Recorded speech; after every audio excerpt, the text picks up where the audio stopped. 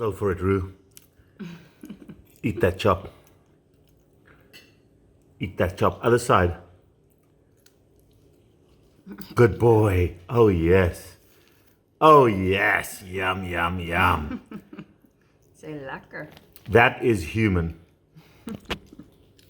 None of this vegan nonsense. Hi, folks. This is Dr. Rob CYWES. I'm going to embark on a very emotive conversation that I think is very, very important, but it's going to cause a lot of knee-jerk reactions because of the emotionality attached to what I'm going to talk about. And what we're going to talk about is childhood disease and the childhood narrative of nutrition. A while ago, when I first met my wife, Janae, my second wife, very soon after meeting, we took a trip back to my home country to South Africa. And one of my closest friends is he owns a wine farm. His whole family is involved in the winemaking process. And we went out the first night we were there, and we had this huge celebratory dinner, and there was wine out there. But all the kids, the families, were all around. And the kids were there, they were serving, there was a bunch of adults, it was a big event. And the entire family was present. The connectivity in the family was huge. But my wife was chatting with one of the sons of one of the winemakers, and the kid was 15 years old, 16 years old. And she was chatting about something, and she said, "Oh, why don't you just look it up, Google it?" He said, "I don't have a cell phone. I don't have a cell phone." 16-year-old kid, 15-year-old kid. I don't have a cell phone. In the modern era, what child over the age of 10 doesn't have a cell phone? What child over the age of 10 isn't spending the majority of their time on a screen?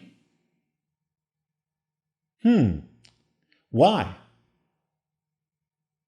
The screen can be there for educational, it can be there for information, but the majority of us are on a screen as a drug, as an escape, as an anxiolytic, as a way to escape from life. Now, I'm going to pivot. I have a 3-year-old son. Most of you my age have grandkids. I've got a son. I've got older kids and a 3-year-old son. But I've got a 3-year-old son who has been primarily carnivore since before he was an egg and a sperm.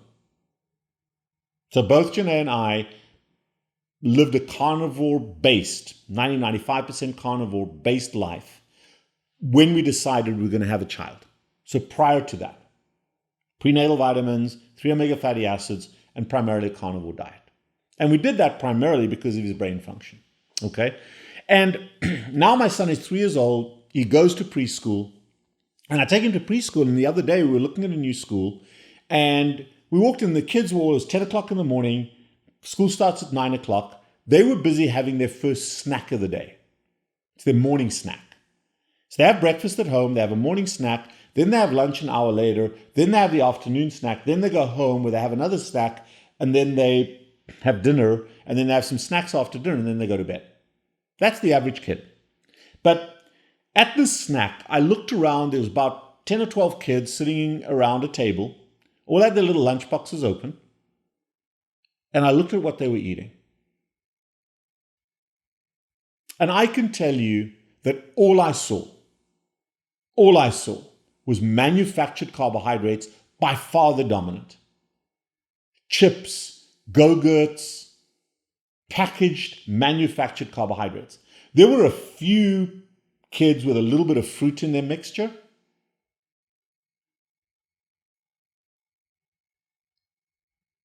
Oh, there's a kid with a lean chicken strip. That was it. Almost a complete absence of fat and protein. Come back to what my kid eats. But then I looked at the kids. I looked at the kids just morphologically. What do they look like? These are 3-4-year-old kids. First of all, already, there was a fraction of these kids, 3 and 4 years old, that were already obese, overweight, obese, very visible. The obese kid, very visible, and everybody targets those kids because of what they look like. Very easy to see the obese kid.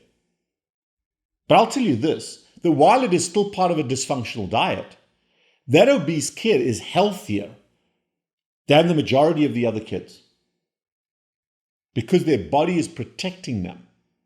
We'll come back to that in a second. Hey folks, this is Dr. Rob CYWES. I'm the carb addiction doc, and I got a funny little story to tell you. A couple of days ago, it's been horrible weather. I live here in Jupiter, Florida, right on the coast. We're a mile away from the sea, and we have a boat. I share a boat with my buddy Chris, and haven't been out because the weather's been crappy and it's been blowing. And then one day, beautiful weather. So I loaded up my gear, I loaded everything on the boat, and I went out, couldn't find anybody else to go with me. And out I was, and it was still a little bit rough, but I hadn't been out for a while, and I was sick as snot. I had a cold, I was feeling like garbage, and I was about 3 or 4 miles off, just getting my lines in the water. And I'm a terrible fisherman, okay? I'm a terrible fisherman. My sinkers have to kind of knock the fish out, and they float to the surface for me to catch anything. But I'll tell you what I did do. Oh my God, I was just bouncing around with some deep lines, and I felt like crap. And this normally doesn't happen to me, but I started feeding the fish, folks. I was hurling, and I hadn't eaten, so it was just this green slime that I was hurling. Graphic details, sorry. But I just felt like garbage, and I looked around the boat, and I didn't have anything with me. And then I looked in my wet bag. I carry a wet bag. And guess what I had? I had a box of these boys, ketone IQs. They were in my wet bag, and I grabbed a ketone IQ, and I downed it. Within about 5 to 7 minutes, my stomach settled down, everything calmed down, stopped puking, and it really made a difference. I never thought it would. I know it's a bizarre story, but man, I was out there for a couple of hours until dusk and then ran back home, but it didn't catch a darn fish. Come on now, guys, did not catch a fish. I'm not very good, but I love being out there. And with my stomach calm, I was able to enjoy being on the sea again for the first time in several months. Bizarre, but if you're a fisherman, if you get seasick, take one of these babies with you. Try it and see and let me know.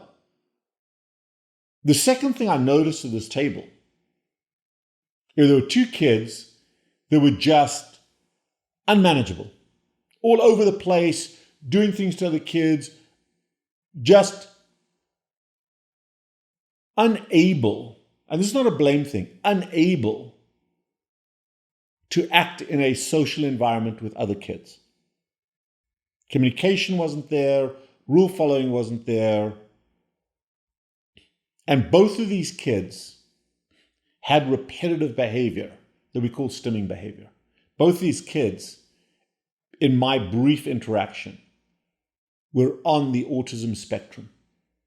And the CDC will tell you, as of 3 years ago, that 1 in 32 kids, 8-year-old kids, 1 in 32 8-year-old kids have autism spectrum disorder. And I would tell you it's probably closer to 1 in 20. So 1 in 25% of children have autism spectrum disorder, which is a structural change in the white matter of the brain. It's a maldevelopment or an underdevelopment of the high lipid containing white matter of the brain that are the nerves that connect the brain cells so they can talk to each other and coordinate function. And particularly when it occurs in the front of the brain, it affects behavior. And it affects not only the behavior we express, but it also affects how we feel and how we dissipate emotional tension. So the ADHD/autism spectrum disorder kids, they're there around 1 in 20, around 5%. And they're visible, they're diagnosable, although it's kind of bizarre that we use behavioral criteria to diagnose the autistic kid instead of an MRI of the brain that looks at the structure of the brain. Very easy to see. You can see that at 3 months of age. And remember, the human brain continues to develop up to about 5 years of age. These kids were 3 and 4, still developing. Autism spectrum disorder. And while they were one of the kids was kind of pudgy. The majority of ASD kids are skinny. Then all the other kids, every one of them that wasn't obese or autistic was skinny, was normal looking. Skinny, normal looking. But when you touch those kids, when you hold their arm, when you hold their leg, or when they stand up and you look at them, there's nothing. There's nothing. There is no muscle structure. There's no muscle. They're tall, they're lanky, they're a little active, but they would be what we now call in our society normal. But their arms and their legs are straight lines. There's no muscle.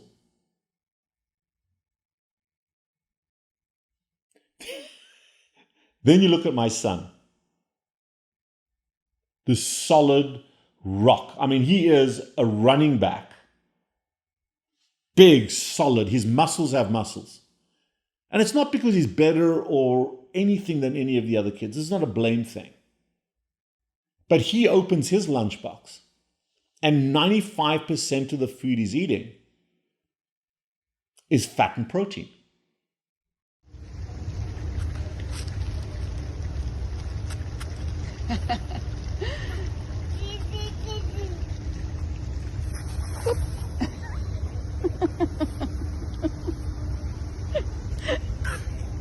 Good job, puppy.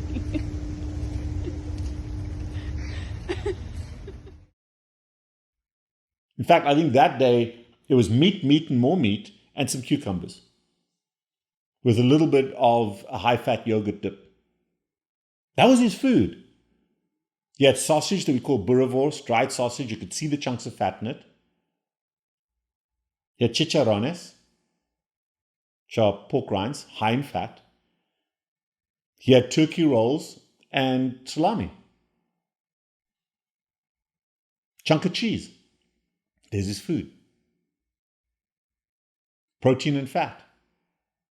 And what we eat defines how we look. It defines the structure of our brain.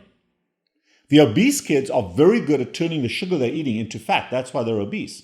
The skinny kids are unable to do that. They're already hyperglycemic.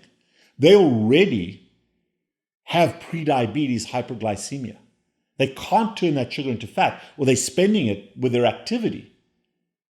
But they have no integral structure.